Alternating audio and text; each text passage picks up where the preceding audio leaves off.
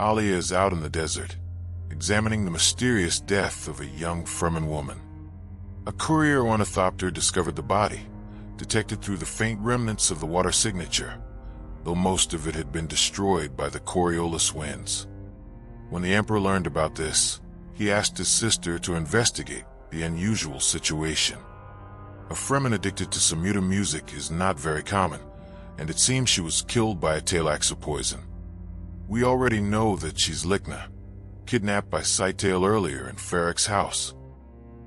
Hate is also there, along with a few mortuary assistants, quietly waiting for her to decipher what happened.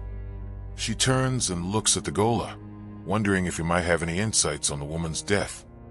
He looks back at her with his metal eyes, and a shiver runs through her, again feeling that sexual tension. She signals him to come closer, asking for his opinion, but he replies that the body is too decayed to be identified.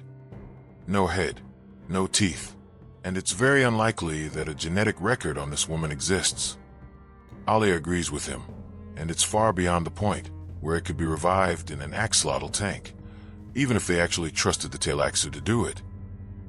There's nothing else they can find, so she asks him to fly her back to the city. Once the Thopter is in the air, Alia can't help but notice how closely his flying style mirrors that of Duncan Idaho. He feels weird when people talk to him like he is Idaho, and fears he might not truly be the person others believe him to be. He still gets flashes from his previous life, recognizing things he never saw before. Alia insists that Duncan is still inside, but the Gola is aware that this might be just the way the Talaxa programmed him to be. As they fly over the Hard Pass, she points out that this is the resting place of her father.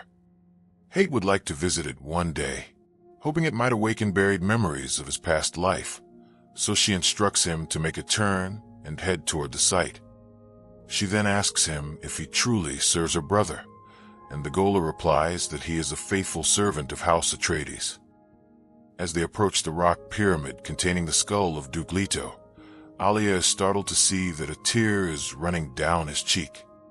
He describes feeling a strange ghostly touch on his shoulder, making them both wonder if it could have been Leto's spirit.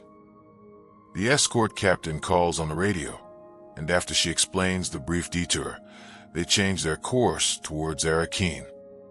Alia then shares how she knows so much about her father and Duncan Idaho, considering both of them were dead before she was born. She gained Reverend Mother awareness when Jessica drank the water of life during the agony, and now she carries all her memories. Hate already knows this from Paul, explaining that his Mentat training compels him to seek out as much information as possible, which makes her a bit angry. Looking out at the dune valleys and the shield wall, she compares the landscape to the hidden secrets of the human mind. The Gola immediately assumes she questions his motives, and even though he respects the power of her prescience, he believes she's grown careless with it, something typical of the Bene Gesserit. She is quite surprised by his words, realizing that this is what Duncan might have said. His boldness is far beyond what you might expect from a Talaxa Gola, and this is actually the reason why Paul chose to keep him. Clutching her crysknife, she wants to know if he is working for their enemy, and why he was given to her brother as a gift. The fact is, she already knows the answer. She was hiding and watching during the guild's arrival, listening to everything he said. Hate admits again that his purpose is to destroy the Emperor, but in his opinion, Paul is already in the process of destroying himself. Despite her aggressive method of getting answers from him, he is not intimidated by her. He then mentions that Paul is surrounded by Fremen fanatics like Korba, whose purpose is to endlessly glorify him as a messianic figure. She warns him that such words could get him executed, and for a moment, she plays into the Fremen rhetoric that Paul's authority comes from the natural law of heaven, even though she doesn't truly believe that. The Gola, however, insists that he's just telling the truth as a loyal Atreides servant. Both Paul and Alia were thrown into this messianic role, and this can easily develop into a thirst for power. When he calls her a child, she becomes furious and begins to draw her knife. Her mind is not that of a child, and Hate is aware of this, but her body is maturing, and he can sense the influence of hormones in her behavior. Feeling frustrated, she lets go of her crysknife, telling him that he is the most complicated being she's ever known. Whether by design or accident, the Tleilaxu appear to have granted him the ability to think independently and shape his own identity. The ornithopter is almost there, preparing to land on the roof of the palace. Alia is surprised to learn that everything she discussed with Agola had also been discussed with her brother. Paul actually agrees that he is on a path of self-destruction, and Hate had promised to understand his problem and help him. She then aggressively demands to know every word he exchanged with him. After landing the thopter, he responds that the most difficult challenge in existence is to come to terms with oneself. This inner battle affects all people, from the most powerful to the most humble, and no one can carry this burden for another. His advice for Paul was to protect his friends and destroy his enemies.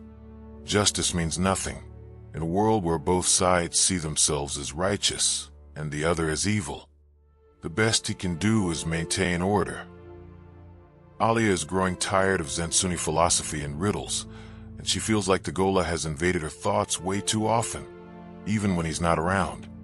Hate is too dangerous and must be removed, something that he agrees with, but Paul still chose to keep him.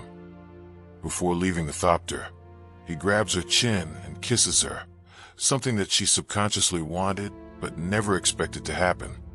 He then steps out, entering the keep, and she follows closely behind, telling him that she'll report everything to her brother. Hate laughs about it, and while Alia acts like she is outraged by the kiss, she actually enjoyed it.